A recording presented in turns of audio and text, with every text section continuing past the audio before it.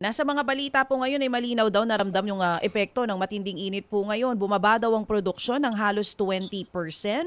Gaano po kalawak ang epekto nito hindi lang po sa Pangasinan maging sa iba pong mga lugar na kasapi po ng inyong grupo?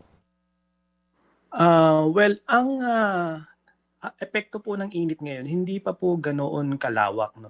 Hindi pa po lahat ng, probinsya natin ay, sobrang, init 'no, papasok pa lang po ang ating, summer season. Mm. And also, masasabi po natin yung epekto po nito sa ating, lakaran ng, table eggs ay, contributed ng iba pang mga kadahilanan, hindi lang po itong, pagpasok ng, tag-init. Dali Oo. lang, medyo nag-choppy ho kayo do'n. Sir, ulit lang po, Sir Francis. Yes, yung summer season ay nagsisimula pa lang. Mm. Hindi pa po ganoon katindi ang epekto ng, init sa ating, mga alagang manok. Ito pong, current na pagtaas sa presyuhan ng itlog ay epekto po ng, iba pa ring mga kadahilanan. Okay, go ahead, sir. Go ahead po. Yes po, Ang sir. mga Yes sir, ang mga iba pong dahilan dito ay, number one, for the longest time po kasi ang Cebu sarado po 'yan sa ano, sa agrikultura, produktong agrikultura outside of Cebu.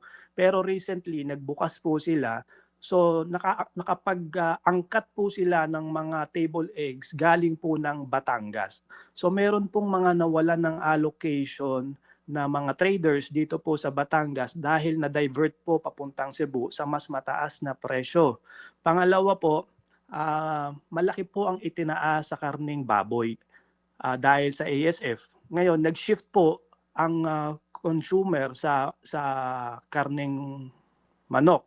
Ito pong, first quarter of this year malaki rin po ang itinaas sa karneng manok. So meron pong nag-shift din po papuntang, table eggs para sa alternative source of protein. Pangatlo po, ito pong, alam naman po natin itong nalalapit na eleksyon, marami na pong nagsimula ng mga informal campaign gatherings 'no. Mm. Malaki po yung mga pakain at yung mga handaan na nagsimula na 'no. Malaki po yung dagdag na consumption nito sa itlog. Ito po pang-apat, ito po yung nabanggit niyo, nagsisimula na rin po itong, sobrang init 'no. Pero hindi pa po ganoon kalakas ang tama nito. Yung, yung panglima po 'no, meron po tayong reported na mga ang tawag natin dito, reoccurring mga diseases, specifically ILT. Ito pong ILT ay isang respiratory disease ng mga manok. Although hindi po ito kasing bagsik ng bird flu, pero ito rin ay nakabawas din sa produksyon ng itlog. So ito pong mga nabanggit kong kadahilanan, ito po ay merong cumulative effect kung bakit nga po tumaas ang, presyo ng itlog ngayon at nandito po tayo sa current na situation.